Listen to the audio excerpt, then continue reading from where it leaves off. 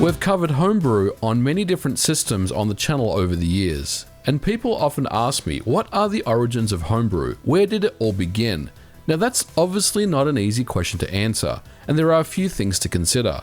We recently discussed early NES emulation and the ability for the Nesticle emulator to apply patches to the ROM on the fly, essentially adding the ability to completely change the game. In home computing terms, Homebrew could even go as far back as the earliest microcomputing days. For example, writing basic programs in your bedroom, or even consider Sony and their Net Your Rose, a curated development environment for the hobbyist to build their games. But for me, Homebrew simply is the ability for a hobbyist developer to develop software on a video game console that generally has hardware restrictions to prevent any unauthorized development. My first exposure to Homebrew was on the Sony PlayStation 2, and a little later, the Sega Dreamcast, both having large underground communities, with emulation being the big draw card. The Dreamcast especially was a capable machine that could run most things at a good rate of performance. Its point of entry was also very easy as well, as there was no mod chip required.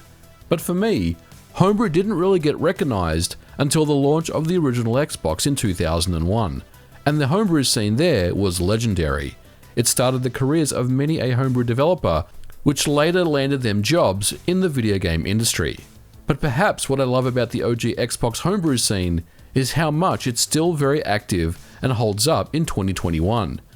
It's amazing to think that my recent video looking at developer mode emulation on the Xbox Series S, it would be literally 20 years before where the original Xbox was doing the same things.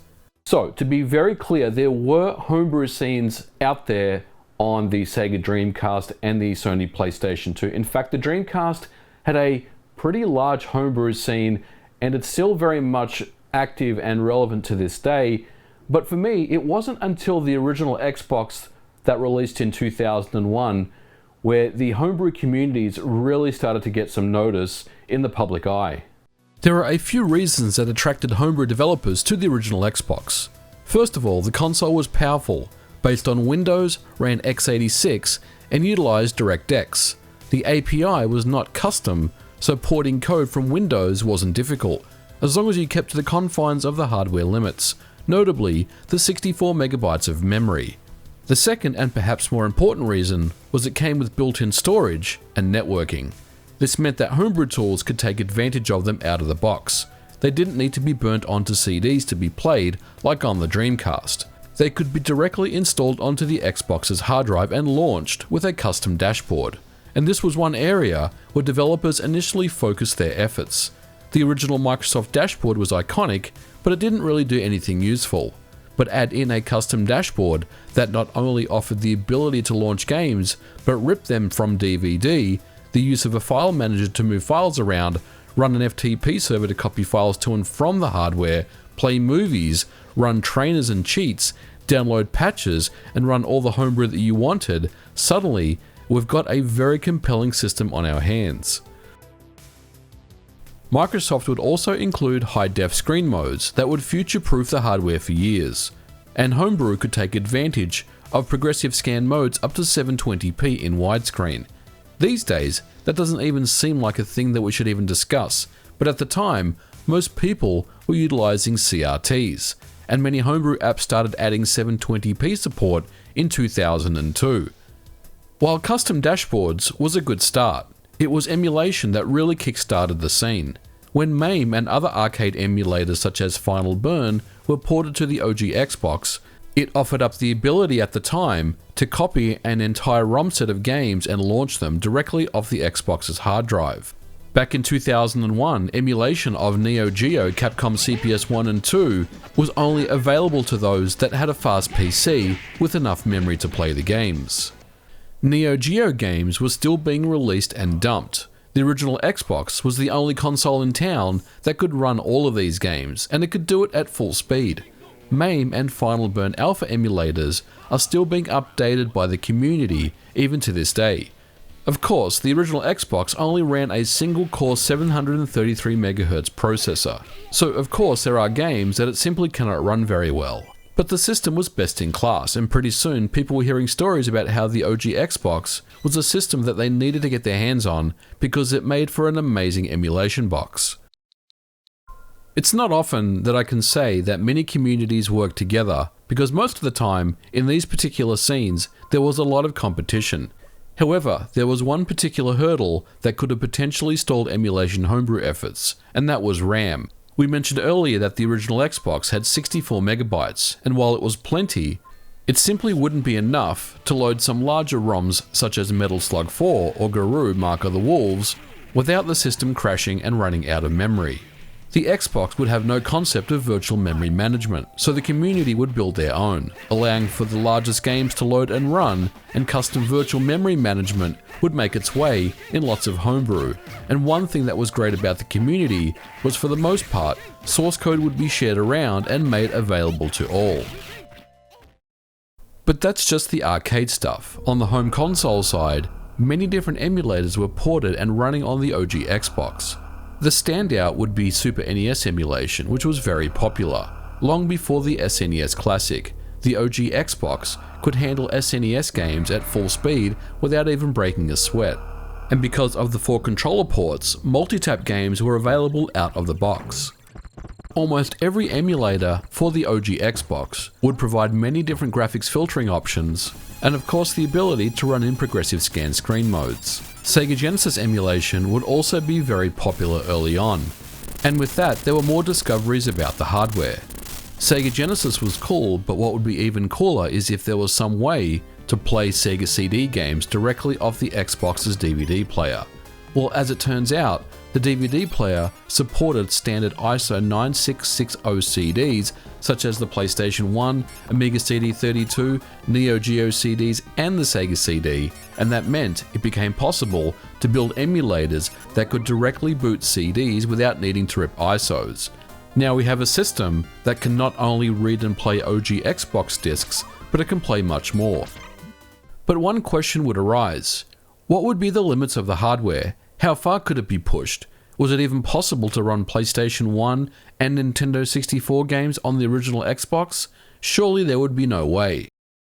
By 2003, both of these systems would be emulated with a high level of compatibility.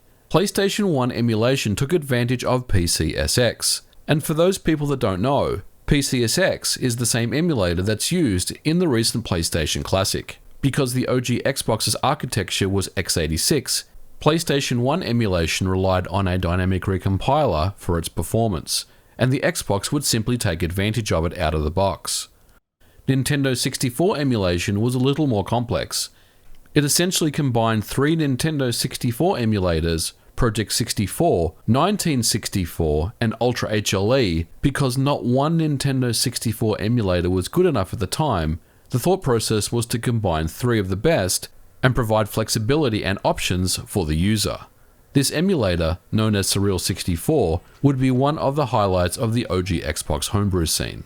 No one believed it was possible, but in reality, it wasn't too complicated.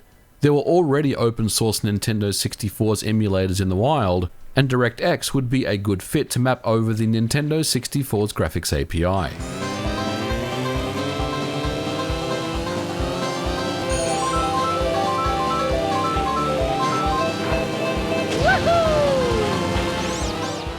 If there was one piece of homebrew that truly punched above its weight, it undoubtedly must have been Killer Instinct. Released in 2002, this would be an emulated version of the arcade game, complete with a fast MIPS recompiler. Killer Instinct ran at 60 frames per second on stock Xbox hardware, something that the Raspberry Pi still can't manage even in 2021.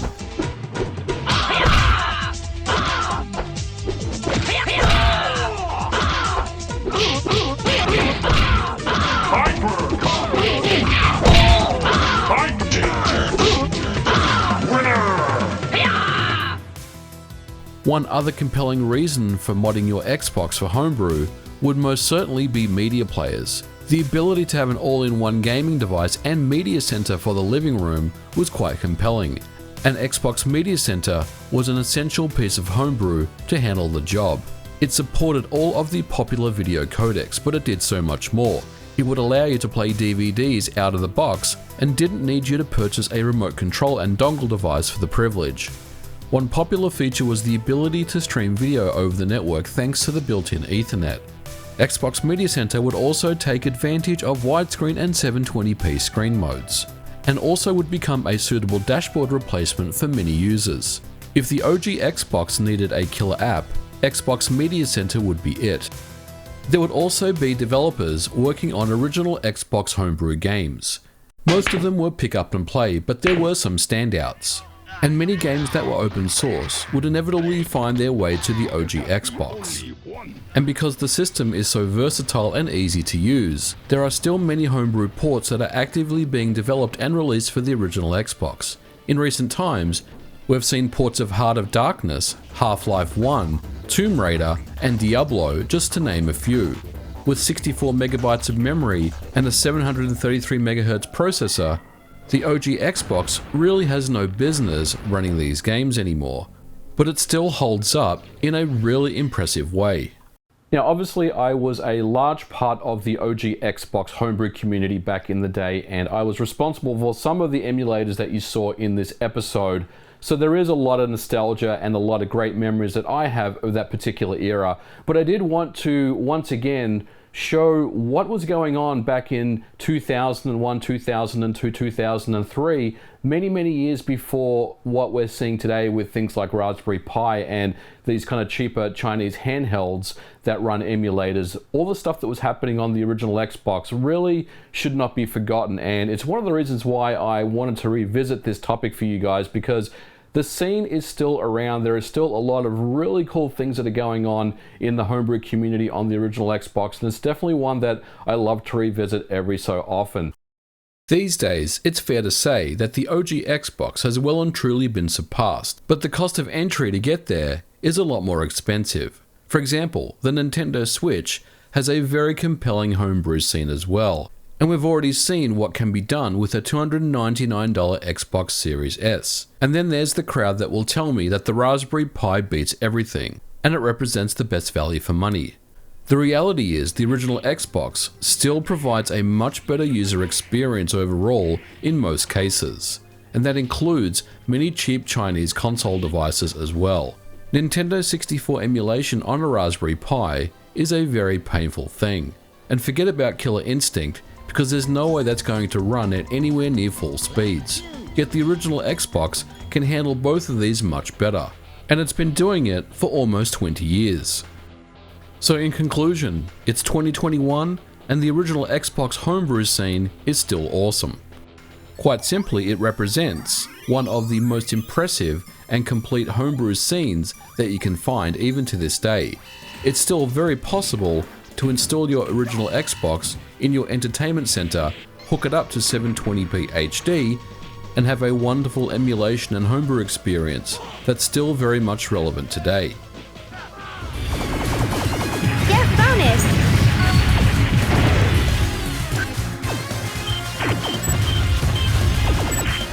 Now before I go, I do want to mention one more thing. This Xbox that's behind me, I will be giving it away to one lucky winner in a competition that I'll be drawing in a couple of weeks. So get yourself entered by clicking on the link in the description below. Now I will say I am going to ship this system around the world. So if you are from overseas, in other words outside of the US, please feel free to get entered. But big disclaimer, if you do live in a country where you're getting 240 or 220 volts AC out of the wall, do not for any reason plug this Xbox in unless you use a step-up transformer or you're comfortable doing a power supply replacement and replacing the Xbox's power supply to one that's rated to your particular country. Now, I've done power supply replacements before. Unfortunately, that's not something I'm going to provide the winner of this particular contest because I don't have a spare power supply to do that. But just keep that in mind that the Xbox, if you do win and you live overseas outside of North America or outside of a country where it's not 110 volts out of your AC wall, then do not turn on this Xbox at all. This is something that you must be very clear on before you click on that competition button and get yourself entered. But with that said, best of luck to everyone. I'll be drawing a winner in a couple of weeks, and good luck to you. Hopefully, I will draw your name. Now, we are going to leave it here for this episode. Thank you so much for watching. If you liked it, leave me a thumbs up, and I'll catch you guys in the next video. Bye for now.